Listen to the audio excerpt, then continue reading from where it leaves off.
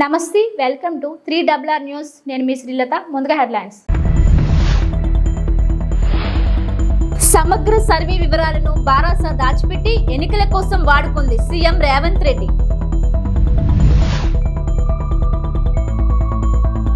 రథ సప్తమి పర్వదినం సందర్భంగా ఉప్మాక వెంకన్న స్వామిని దర్శించుకున్న హోంమంత్రి బంగల్పూడి అనిత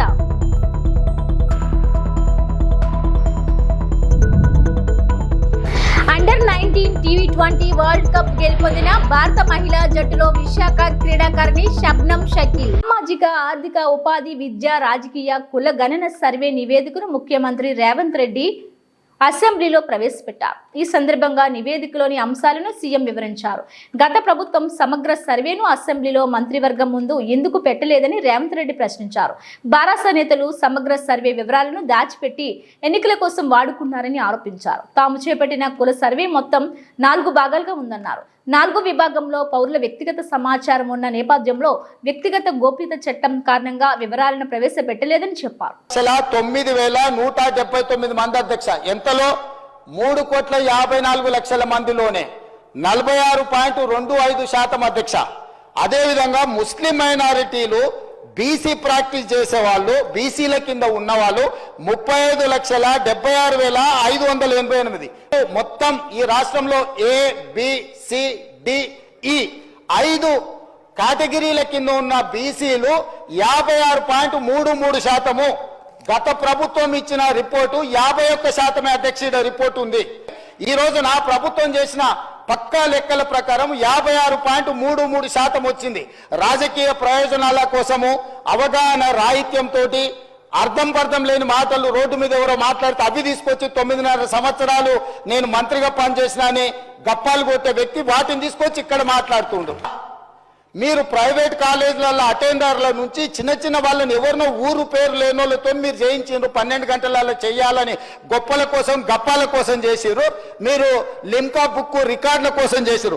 లిమ్కా బుక్ రికార్డుకు పంపించి వీళ్ళు గొప్పలు పొడిచిండ్రని లిమ్కా రికార్డుకు వీళ్ళు డేటా ఇస్తారు కానీ క్యాబినెట్కి ఇవ్వరు, తెలంగాణ అసెంబ్లీకి ఇవ్వరు అధ్యక్ష. వీళ్ళు ఇచ్చిన డేటా అధ్యక్ష. ఇది లిమ్కా బుక్ రికార్డుల కోసం లిమ్కాకు పంపించుకున్నారు. వీళ్ళు 10 సంవత్సరాలు ఎందుకు దాచిపెట్టిండ్రు అధ్యక్ష? ఎందుకు ఈ సభలో పెట్టలేదు?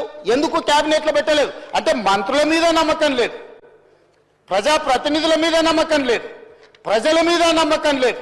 మీరు మీ దగ్గర దాచిపెట్టుకొని మీ కుటుంబమే సమాచారాన్ని అడ్డం పెట్టుకొని అన్ని రకాల అరాచకాలు చేసి ఈరోజు ప్రభుత్వం చిత్తశుద్ధితోని ఒక మంచి పాలసీని తీసుకొచ్చినప్పుడు ఆ విషయం మాట్లాడుకుంటూ 10 సంవత్సరాలు మీరు చేసిరు. లిమ్కా బుక్ రికార్డ్స్కి అవసరం ఉందా అధ్యక్ష? ఇది లిమ్కా రికార్డ్స్ ఈరోజు బీసీలకు న్యాయం చేస్తుందా? అంటే ఎట్లా తయారైంది అధ్యక్ష? అంటే వీళ్ళు ఎంతసేపు ఉన్నా ఉద్దర గప్పాలకు అలవాటు పడ్డారు అధ్యక్ష. ఎక్కడికక్కడ పొగడ్తల కోసం పేపర్లలో టీవీలలో నేను సెల్ఫీ దిగుతా, సెల్ఫ్ డబ్బాలు కొట్టుకుంటా, ఇవన్నీ నన్ను నువ్వు పోగుడు, నిన్ను నేను పోగుతా, నా ఇప్పు నువ్వు గోకు, నీ ఇప్పు నేను గోకుతా. ఎంతకాలం ప్రజలు మోసం చేస్తారు అధ్యక్ష? మాట్లాడలేకపోవచ్చు అక్కడ ఉన్న మా బీసీ మిత్రులు, కానీ వాళ్ళ మనసుకు తెలియదా ఈరోజు ఈ ప్రభుత్వం చేస్తున్న ప్రయత్నం?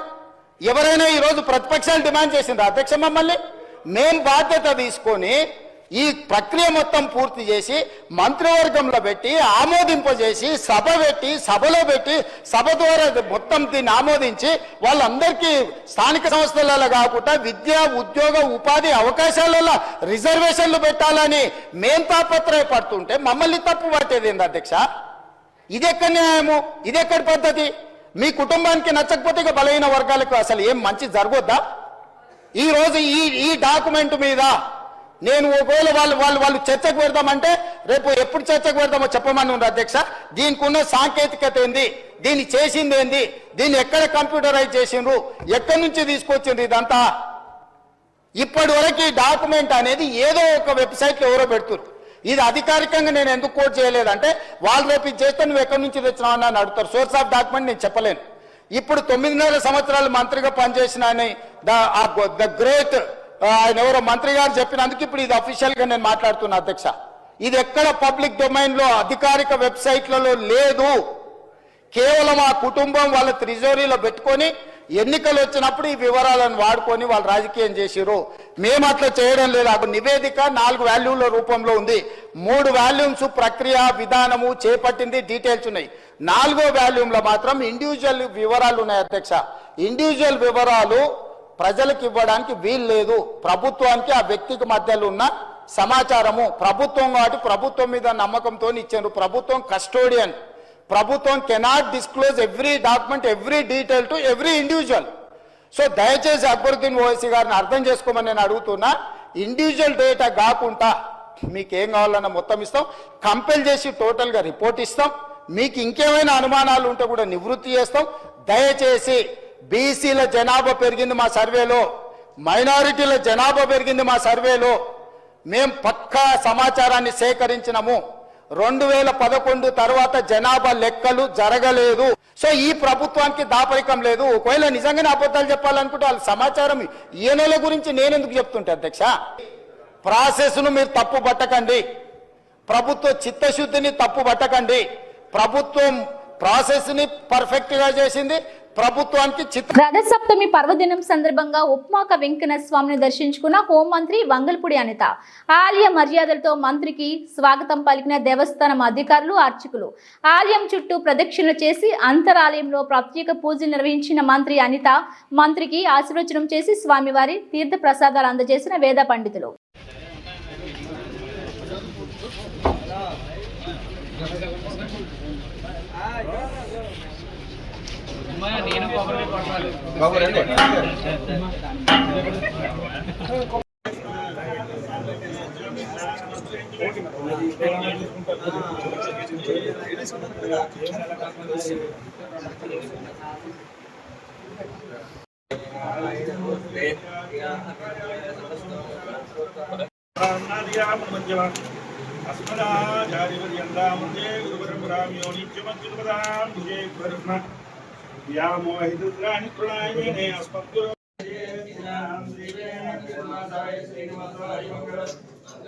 जय Shri Ram.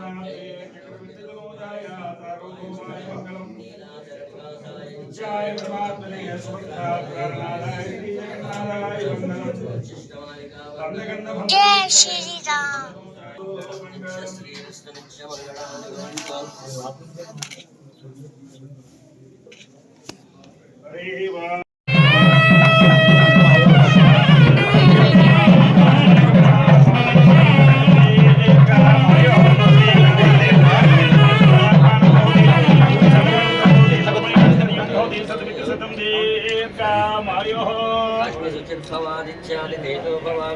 Under 19 T20 world cup గెలుపొందిన భారత మహిళా జట్టులో విశాఖ క్రీడాకారిణి శబ్నం షకీల్ మెరిసింది.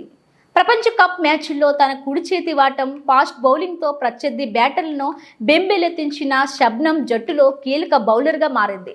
దక్షిణాఫ్రికా, బంగ్లాదేశ్తో జరిగిన మ్యాచ్ల్లో ఒక్కో వికెట్ తీయగా శ్రీలంకపై జరిగిన మ్యాచ్లో 2 వికెట్లు పడగొట్టింది.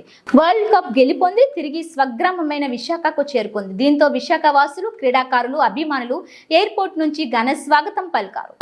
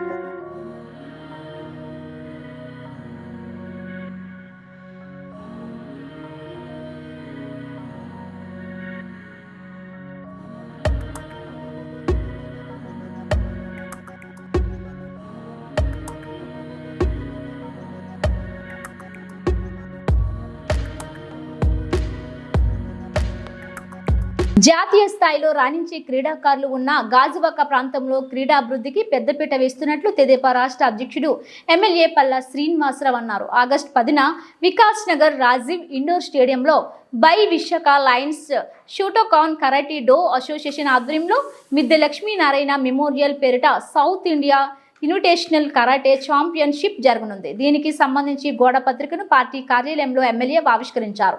ఈ సందర్భంగా మాట్లాడుతూ క్రీడల్లో రాణిస్తూ రాష్ట్రానికి మంచి పేరు తీసుకురావాలని ఆకాంక్షించారు. నియోజకవర్గ వ్యాప్తంగా 6 క్రీడా మైదానాలు సిద్ధమవుతున్నాయని, ఇవి క్రీడాకారుల అభివృద్ధి ఎంతగానో తోడ్పడతాయని అన్నారు.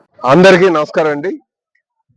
మరి ఈరోజు మిద్దె Lakshminarayana memorial south India invitation karate championship conduct చేయడానికి ఆగస్టు 10 నుంచి మన గాజువాక ప్రాంతంలో నిర్వహించడానికి ఇటు మిద్దె వీరాంజనేయులు గారు, అలాగే మా ప్రేమ్ కుమార్ గారు ఆధ్వర్యంలో జరుగుతుందండి. వరుణ్ గారు ఇంకా మిగతా మెంబర్స్ అందరూ ఆధ్వర్యంలో.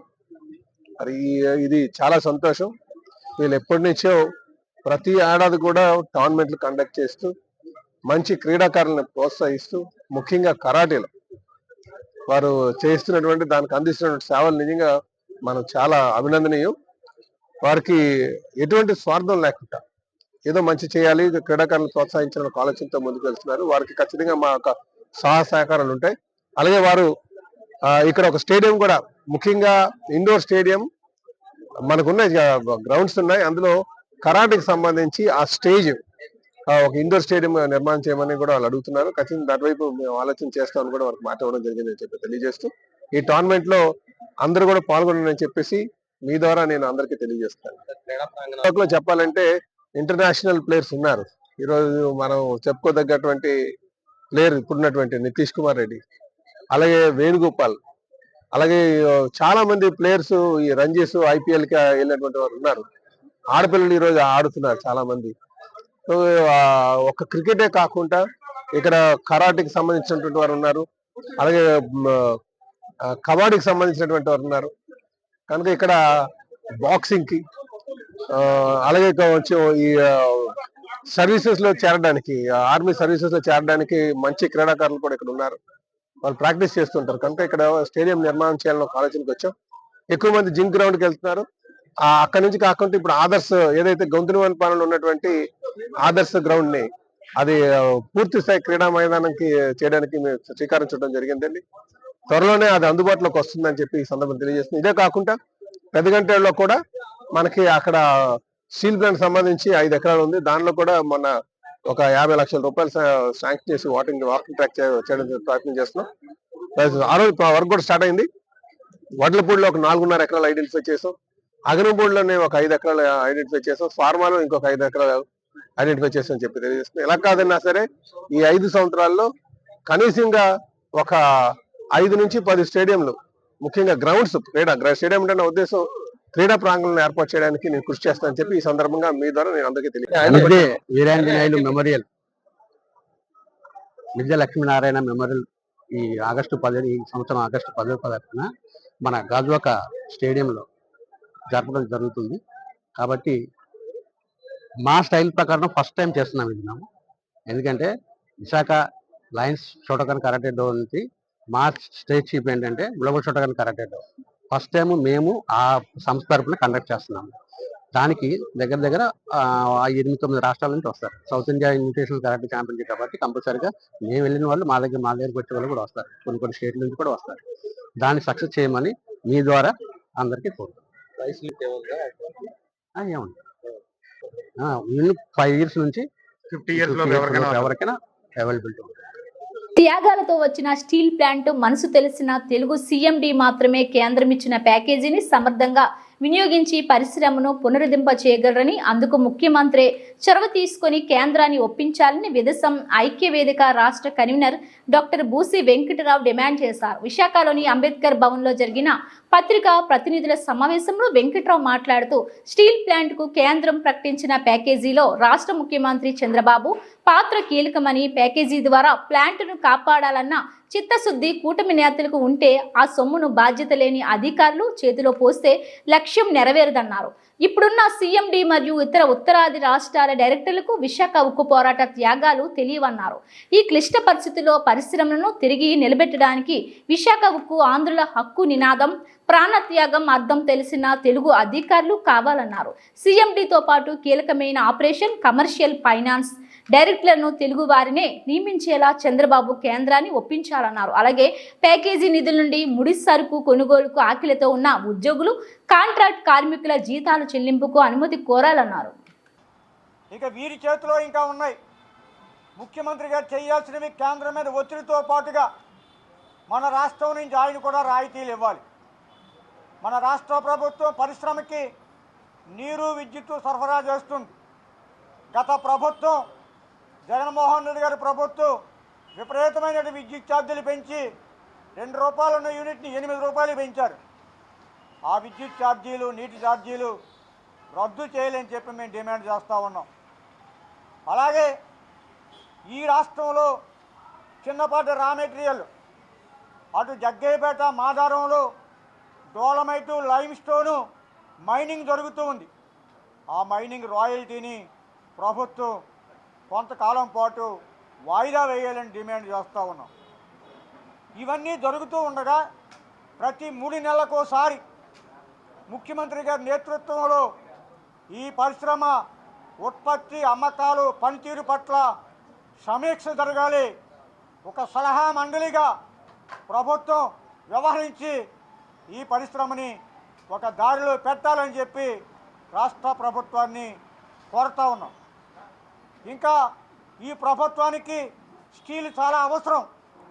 పోలవరం నిర్మాణానికి, అమరావతి నిర్మాణానికి, లేదా ప్రధానమంత్రి ఆవాస్ యోజన పేద ప్రజల ఇళ్ల నిర్మాణానికి స్టీల్ అవసరం.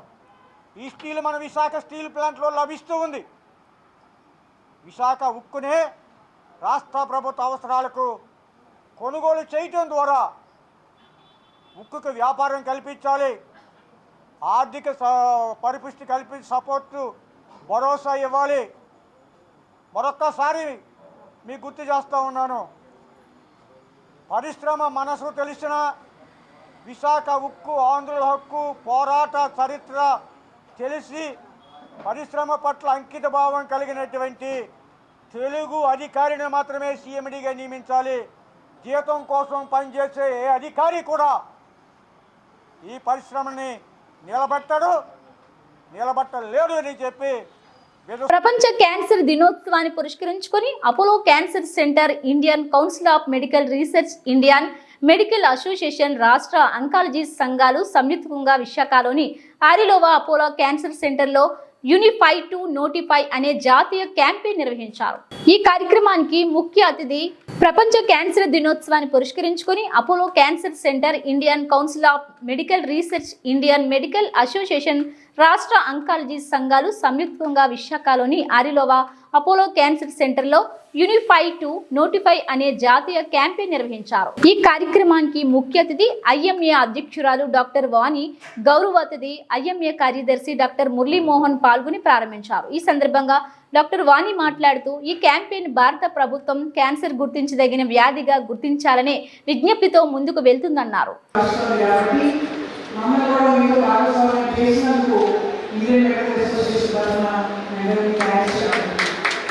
ఎందుకంటే మాట్లాడారు అసలు ఫస్ట్ క్యాన్సర్ వచ్చింది అనగానే పేషెంట్ భయపడతారు, తల్లి కూడా చాలా భయపడతారు. ఎందుకంటే ఇంకా మన దేశంలో కొంచెం స్టిగ్మా అటాచ్ అయింది. అక్కడ క్యాన్సర్ వచ్చిన ఏమైపోతున్న భయం ఉంది, కుటుంబ సభ్యులందరూ కూడా భయపడతారు. అయినప్పటికీ ఇంత స్ట్రెస్, ఇమోషన్స్ అవి కట్టుకొని ట్రీట్మెంట్ అవి తీసుకొని ఆ తర్వాత మీరందరూ ఇలా సర్వైవ్ అయ్యి ఇంత ఆరోగ్యంగా ఉన్నారు అంటే అది నిజంగా అపోహకు కారణాన్ని ప్రతి ఒక్కరిని నేను అప్రిషియేట్ చేయాలి. But Rakesh Reddy, but Pradeep, but Suman Das, but Rajesh Narayan and doctor Jayashree Kalyan అని నియోజకవర్గం. ఇక్కడ ఒక వండర్ఫుల్ టీం ఉంది. నేను ఈరోజు మీ సందర్భంగా చెప్పాలి, మా ఇంట్లో కూడా ఇద్దరు అవసరం వచ్చినప్పుడు నేను ఇద్దరిని సుందరకి పంపించాను. ఎందుకంటే అప్పుడు నమ్మకం ఇక్కడ టీం అందరూ బాగా చూసుకుంటారని వాడు ఇద్దరు చాలా అయిన తర్వాత నాకు బాగా అర్థమైంది. సో ఒక రకంగా ఇంకొక ఆపర్చునిటీ నాకు వచ్చింది మీరు వాళ్ళని తీసి. So thank you all. So team అప్పుడు ఇంకొక విషయం కూడా చెప్పాలి, ఈసారి ప్రతి ఏడాది ఫిబ్రవరి 4వ తారీఖున వరల్డ్ క్యాన్సర్ డే. ఈ రాబోయే 3 సంవత్సరాల్లో యూనిట్ బై యునైటెడ్ ఇది ఒక థీమ్గా పెట్టారు. అంటే ప్రతి వాళ్ళ కథ విభిన్నమైనది, ప్రతి క్యాన్సర్ పేషెంట్ వాళ్ళ కథ విభిన్నమైనది, అలా వాళ్ళు యూనిట్. కాకపోతే యునైటెడ్గా ఎంత సర్వీస్ పొందుతారో అన్నది యునైటెడ్నెస్. సో మీ కుటుంబ సభ్యులే కాదు, వైద్యులు ఇంకా చెప్పారు కేర్ ప్రొవైడర్స్ కూడా ఎట్లాగా చేస్తున్నారు. సో ఇవన్నీ అయితేనే ఒక మంచి అవుట్పుట్ కానీ ఒక రిజల్ట్ కానీ వస్తుంది. సో ఇందులో అందరి ఈ థీమ్ రాబోయే 3 ఏళ్లలో ఇచ్చింది రాబోయేచ్చు. సో అందరి ప్రతి వాళ్ళ చరిత్ర యూనికే అయినప్పటికీ యునైటెడ్నెస్ కూడా ఉండాలి. మీ నుంచి రాబోయే నుంచి పబ్లిక్ నుంచి అందరి నుంచి కూడా యునైటెడ్గా ఉండాలి. సో ఆ కాన్సెప్ట్ అనుకునే సో ఒకసారి మీరు నోటిఫై డిజీజ్ చేయాలి అన్న ఒక కాన్సెప్ట్ ఒక రిజల్యూషన్తో అపోలో క్యాన్సర్ హాస్పిటల్ వాళ్ళు వచ్చారు. నోటిఫై చేస్తే రావాలి. జవహర్లాల్ నెహ్రూ ఫార్మాసిటీలోని Visakha pharma city limited common effluent treatment ప్లాంట్లో పనిచేస్తున్న కాంట్రాక్ట్ కార్మికుడు కర్ణం ముత్యాలు ముఖంపై లిక్విడ్ పడడంతో ఆయన గాయాలు గురయ్యాడు. వెంటనే అతన్ని గాజువాకలోని ప్రైవేట్ ఆసుపత్రికి తరలించారు. కార్మికుడికి మెరుగైన వైద్యం అందించి కార్మికుడు కోలుకునే వరకు పూర్తి స్థాయి వేతనం చెల్లించాలని, జరిగిన ఘటనపై సమగ్ర విచారణ చేయాలని pharma city staff and workers union CITU గౌరవ అధ్యక్షుడు గన్శెట్టి సత్యనారాయణ డిమాండ్ చేశారు. యాజమాన్యం భద్రతా ప్రమాణాలు పాటించకపోవడం వల్ల గతంలో కూడా ఈ పరిశ్రమల్లో అనేక ప్రమాదాలు చోటు చేసుకున్నాయని ఆరోపించారు. భద్రతలకు అధిక ప్రాధాన్యం ఇవ్వాల్సిన యాజమాన్యాలు వాటిని పూర్తిగా గాలికి వదిలేస్తున్నాయని మండిపడ్డారు. అనకాపల్లి జిల్లాలో ఉన్నటువంటి పర్వాడ ఫార్మాసిటీలో మరో ఘోర ఘటన అనేటువంటి చోటు చేసుకుంది. విశాఖ ఫార్మాసిటీ లిమిటెడ్ అనేటువంటి దాంట్లో కామన్ ఎప్లాయిన్ ట్రీట్మెంట్ ప్లాంట్లో ఈరోజు ఒక కార్మికుడు గాయాలకు గురయ్యాడు. ఏదైతే లిక్విడ్ ఉందో అది శరీరం మీద పడడం వల్ల అలాగే ముఖం అది గాయాలకు గురైంది. ఇప్పుడే హాస్పిటల్కి విశాఖపట్నంలో ప్రైవేట్ ఆసుపత్రికి తరలించారు. భద్రతా ప్రమాణాలు అనేటువంటి అధిక ప్రాధాన్యత ఇవ్వాల్సినటువంటి యాజమాన్యం అధిక ప్రాధాన్యత ఇవ్వకపోవడం వల్ల ఇదే రామ్కీకి చెందినటువంటి కంపెనీ డెవలపర్ ఈ రకంగా భద్రతా ప్రమాణాలు పాటించి ఆదర్శవంతంగా వ్యవహరించవలసినటువంటి పరిశ్రమలోనే భద్రతా ప్రమాణాలు పాటించకపోవడం వల్ల కర్ణం ముత్యాలు 45 సంవత్సరాలు హెల్పర్గా పనిచేస్తున్నటువంటి కార్మికుడు గాయాలకు గురయ్యాడు. ఈ విశాఖపట్నంలో తరలించి వైద్యం అందిస్తారు. మేము డిమాండ్ చేస్తూ ఉన్నాం ఈ సందర్భంగా మెరుగైనటువంటి వైద్య సేవలు అందించండి. విశాఖపట్నంలో ప్రత్యేకమైనటువంటి మెరుగైనటువంటి వైద్య సేవలు అందించండి. ఆయన కోలుకునే వరకు పూర్తి స్థాయిలో వైద్య సేవలకు యాజమాన్యం బాధించాలి. ఆయన కుటుంబానికి కూడా యాజమాన్యమే ప్రతి నెల వేతనం చెల్లించాలా. అలాగే దీని మీద క్రిమినల్ చర్యలు తీసుకోవాలా, దీని మీద విచారణ చేయాలి ప్రభుత్వ అధికార యంత్రాంగం. ఆ రకంగా చేసి కార్మికుల యొక్క రక్షణ కోసం భద్రత కోసం యాజమాన్యాలు పెద్దపీట వేయాలి. ఆ రకంగా కాకుండా కార్మికుల యొక్క రక్షణని పూర్తిగా యాజమాన్యాలు గాలికి వదిలేస్తున్నాయి. అందుకని కార్మికుల యొక్క భద్రతకి అధిక ప్రాధాన్యత ఇవ్వడం కోసం ప్రభుత్వం అలాగే యాజమాన్యం చర్యలు చేపట్టాలని, ఆ కార్మికుడిని కోలుకునే వరకు మెరుగైన వైద్య సేవలు అందించాలని సిఐటియు అనకాపల్లి జిల్లా కమిటీ డిమాండ్ చేస్తాం. అంబేద్కర్ కోనసీమ అమలాపురం ఇద్దరు అంతర్ జిల్లా దొంగలను అరెస్ట్ చేసిన రాజోలు పోలీసులు. పశ్చిమ గోదావరి జిల్లా నర్సాపురంకు చెందిన నిందితులు గుబ్బల భాస్కర్, కొత్తపల్లి నరేష్లను అరెస్ట్ చేసిన పోలీసులు. గత నెల 24న రాజోలు సత్యరాజు వీధిలో ఒక ఇంటిలో చోరీకి పాల్పడి దోచుకున్న 40 లక్షల రూపాయల విలువైన బంగారు ఆభరణాలు, వెండి వస్తువులను స్వాధీనం చేసుకున్న పోలీసులు 34 లక్షల రూపాయల విలువైన 449 గ్రాముల బంగారు ఆభరణాలు, 6 లక్షల రూపాయల విలువైన 6 కేజీల వెండి వస్తువులను స్వాధీనం చేసుకున్న పోలీసులు 10 రోజుల్లోనే చోరీని ఛేదించి దొంగలను అరెస్ట్ చేసిన రాజోలు పోలీసులను అభినందించిన జిల్లా SP B Krishnarao.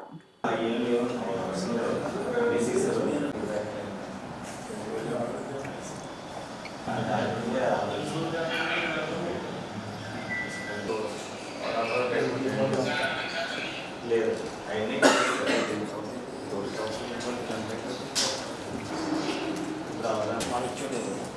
Hello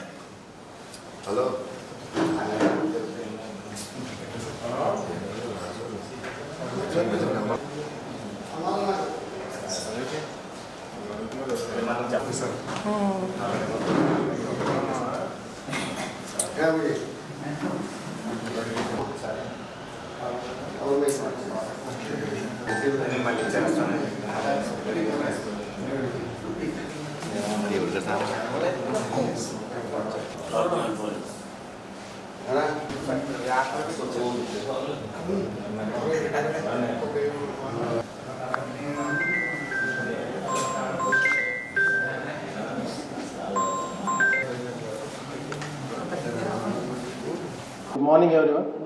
so మనకి లాస్ట్ మంత్ 24th మార్నింగ్ మనకి ఒక హెచ్బి అయినట్టు మనకి కంప్లైంట్ రావడం జరిగింది. సో ఇమీడియట్గా మన clues team and dog squad కూడా సీన్ విజిట్ చేశారు. సో విజిట్ చేయగా మనకు కొన్ని అక్కడ టెక్నికల్ ఎవిడెన్స్ కొన్ని రావడం జరిగింది. సో దాన్ని బేస్ చేసుకొని ఫర్దర్గా సిసిఎస్ టీమ్ కూడా ఇన్వాల్వ్ అయ్యి ఇలాంటి నేరం పాత అఫెండర్స్ ఎవరు చేస్తారనేది కొంచెం ఇంటెలిజెన్స్ కూడా కలెక్ట్ చేశారు. సో దాన్ని బట్టి మల్టిపుల్ టీమ్స్ ఫామ్ చేసాం. సో ఫామ్ చేసి very quickly win very short time, ఒక వారం రోజుల్లోనే మన అఫెండర్స్ ఎవరు ఏంటి అనేది కనుక్కోవడం జరిగింది. ఇమీడియట్గా వాళ్ళని పట్టుకొని ఎంటైర్ ప్రాపర్టీ ఇంటాక్ట్గా రికవర్ చేయడం జరిగింది. ఇది మనకి 23rd నైట్ జరిగినట్టుగా మనకి తెలుస్తుంది. ఆ రోజు morning the 2 accused Bhaskar and Naresh ఇద్దరు కూడా ఆ రోజు మార్నింగ్ ఆ హౌస్ని రెక్కీ చేసుకొని వెళ్ళారు. నైట్ వచ్చి అఫెన్స్ కమిట్ చేసి ఇమీడియట్గా ఫరారయ్యారు. సో మనకు వచ్చిన ఇన్ఫర్మేషన్ బట్టి ఇమీడియట్గా వాళ్ళని అప్రిహెండ్ చేయడం, ఈ ఎంటైర్ ప్రాపర్టీని రికవర్ చేయడం జరిగింది. సో ఎంటైర్ కేసులో మనకి మన సిఐ రాజోల్ అండ్ టీమ్ అలాగే మన క్లూస్ టీమ్ కూడా చాలా బాగా పనిచేసి within a very short time ఒక ఇంపార్టెంట్ అఫెన్స్ అండ్ గ్రేవ్ అఫెన్స్ని చాలా త్వరగా డిటెక్ట్ చేయడం జరిగింది. సో ఈ on this occasion I make a request to all the public, ఈ సీసీటీవీ కెమెరాస్ అన్ని దగ్గరలో కూడా వీలైతే ఎక్కడెక్కడ మనకి ఇంపార్టెంట్ అనుకుంటున్నామో అన్ని దగ్గరలో కూడా కొంచెం ఇన్స్టాల్ చేసే విధంగా సహకరిస్తే ఇలాంటి అఫెన్సెస్ మనం ఇంకా చాలా త్వరగా డిటెక్ట్ చేయగలుగుతాం. సో దీంట్లో ఈ విషయంలో కొంచెం సహకరించాలని చెప్పి కూడా కోరుతున్నాం. And on this occasion I reward and appreciate the entire team and SDPO Kothapeta as well. Immediately రాగానే ఒక మంచి కేసుని ఛేదించారు. So on that I just reward the entire team. So మనకి CI Razole and team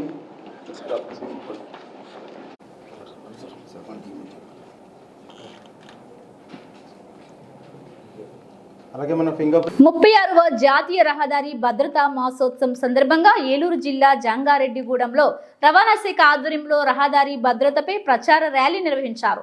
Jangareddygudem RDO MV Ramana జెండా ఊపి ర్యాలీని ప్రారంభించారు. ఈ కార్యక్రమంలో రవాణా శాఖ అధికారులు, విద్యార్థులు పెద్ద సంఖ్యలో పాల్గొన్నారు. ఈ సందర్భంగా ఆర్డీఓ రమణ మాట్లాడుతూ రహదారి భద్రతా మాసోత్సవాల్లో భాగంగా రవాణా శాఖ వారు ప్రజల్లో అవగాహన కార్యక్రమాలు చేస్తున్నారని, అందులో భాగంగా వాహనదారులు సీట్ బెల్ట్ పెట్టుకోవాలని, ద్విచక్ర వాహనదారులు తప్పనిసరిగా హెల్మెట్ ధరించాలని, మద్యం సేవించి వాహనం నడపరాదని తెలియజేయడం కోసం నెల రోజుల పాటు నిర్వహించే ప్రచార కార్యక్రమాల్లో భాగంగా ఈ ర్యాలీ నిర్వహించామని తెలిపారు. ద్విచక్ర వాహనదారులు ముఖ్యంగా ఉద్యోగస్తులు తప్పనిసరిగా హెల్మెట్ ధరించాలని, హెల్మెట్ ధరించకుండా ఆఫీస్కి వచ్చిన ఉద్యోగస్తులకు ఆ రోజు లీవ్ కట్ చేయడం జరుగుతుందని ఆర్డీఓ అన్నారు. జిల్లా కలెక్టర్ ఆదేశాల మేరకు మేము కూడా ఆ నిబంధనను పాటిస్తున్నామని అన్నారు. అలాగే ప్రతి ప్రభుత్వ కార్యాలయంలో అధికారులు క్రింది స్థాయి ఉద్యోగస్తులకు ఖచ్చితంగా హెల్మెట్ ధరించడం అలవాటు చేయాలని, అలా చేస్తే అందరూ అలవాటు పడతారని ఆర్డీఓ అన్నారు. ఇది వాహనదారులకు, వారి కుటుంబ సభ్యులకు అందరికీ మంచిదని, అందరూ తప్పకుండా నిబంధనలు పాటించాలని ఆర్డీఓ అన్నారు. అందరికీ నమస్కారం. జంగారెడ్డిగూడెం పుర ప్రజలకు రవాణా శాఖ తరఫున ఈ రోడ్డు భద్రతా మాసోత్సవాల సందర్భంగా తెలియజేసేది ఏమంటే, ప్రతి ఒక్కళ్ళు తమ తమ జాగ్రత్తలు వహించాలంటే వాహనం నడిపేటప్పుడు హెల్మెట్ ధరించాలి, కారు నడిపేటప్పుడు సీట్ బెల్ట్ ధరించాలి, అలాగే మద్యం సేవించి వాహనం నడపకూడదు. అదే రకంగా ఆటోలలో కానీ ఓవర్లోడ్ చేయకుండా ప్రతి ఒక్కరు జాగ్రత్తలు తీసుకొని రోడ్డు ప్రమాదాలను అరికట్టడానికి సహకరించవలసిందిగా, మరియు ప్రతి వాహనదారు తమ రక్షణ తామే చేసుకోవాలని, హెల్మెట్ ధరించి తమ రక్షణ తామే చేసుకోవాలని సూచిస్తున్నాము. ప్రతి జంగారెడ్డిగూడెం పుర ప్రజలకు ముఖ్యంగా చెప్పేది ఏంటంటే, చాలామంది ఇక్కడ హెల్మెట్ లేకుండా ప్రయాణిస్తున్నారు. వాళ్ళ మీద అపరాధ రుసుము విధించడం జరుగుతుంది. కాబట్టి అందరూ హెల్మెట్ ధరించి వాహనాన్ని నడపాల్సిందిగా కోరుతున్నాను. Thank you. ఈరోజు ఈ జంగారెడ్డిగూడెంలో డిఎస్పీ ఆఫీస్ నుంచి జీవీ మాల్ వరకు ర్యాలీ జరుగుతుంది. అందులో మా స్కూల్ పిల్లలు, తర్వాత హెల్మెట్ ధరించిన వాహనదారులు పాల్గొంటున్నారు. రవాణా శాఖ సిబ్బంది పాల్గొంటున్నారు. Thank you. రోడ్డు భద్రత మాసోత్సవాల సందర్భంగా ట్రాన్స్పోర్ట్ డిపార్ట్మెంట్ వాళ్ళు ప్రజల్లో అవగాహన కల్పించడానికి ఈ నెల మొత్తం కూడా ఏ రకంగా హెల్మెట్ ధరించడం కానీ, సీట్ బెల్ట్ పెట్టుకోవటం కానీ, మద్యం సేవించకుండా డ్రైవ్ చేస్తూ వచ్చే దానివల్ల వచ్చే మంచి ఇవి కానీ వాళ్ళకి చెప్పేదానికి ఈ నెల మొత్తం కూడా ఇది క్యాంపెయిన్గా తీసుకోవటం జరిగింది. ఈ సందర్భంగా జంగారెడ్డిగూడెం డివిజన్లోని అందరి ప్రజలకి, ముఖ్యంగా ముందు ఎంప్లాయీస్కి ఫస్ట్ మా దగ్గర నుంచే హెల్మెట్ ధరించడం అనేది అందరికీ అలవాటు చేయడం జరుగుతుంది. ఎవరైతే ఎంప్లాయీ హెల్మెట్ ధరించకుండా ఆఫీస్కి వచ్చారో ఆ రోజు వాళ్ళకి లీవ్ కట్ చేయడం జరుగుతుంది. గౌరవ కలెక్టర్ గారి ఆదేశాల మేరకు మేము కూడా అది పాటిస్తున్నాము. అలాగే ప్రతి ఆఫీస్లో కూడా ప్రతి ఆఫీసర్ కూడా వాళ్ళ ఆఫీస్లో ముందు ఇది వాళ్ళకి అలవాటు చేస్తే మిగతా ప్రజలు కూడా ఆటోమేటిక్గా దానికి అలవాటు పడతారని అనుకుంటున్నాను. అట్లాగే ప్రజలందరూ కూడా హెల్మెట్ ధరించి వాళ్ళు 2-వీలర్ డ్రైవ్ చేయాలని, అలాగే వితౌట్ సీట్ బెల్ట్ డ్రైవ్ చేయకుండా బెల్ట్ పెట్టుకొని కారు డ్రైవింగ్ కూడా వెళ్ళాలని, అలాగే మద్యం సేవించినప్పుడు ఎటువంటి డ్రైవింగ్ చేయకుండా ఉండాలని చెప్పి కోరుకుంటున్నాను. అది వాళ్ళకి, వాళ్ళ కుటుంబానికి, అలాగే పక్క వ్యక్తుల భద్రతకి కూడా అది చాలా అవసరం అని చెప్పి తెలియజేసుకుంటూ ఇవన్నీ ఫాలో అవ్వాల్సిందిగా జంగారెడ్డిగూడెం డివిజన్ ప్రజలందరూ ఇవి బులెటిన్ అప్డేట్స్.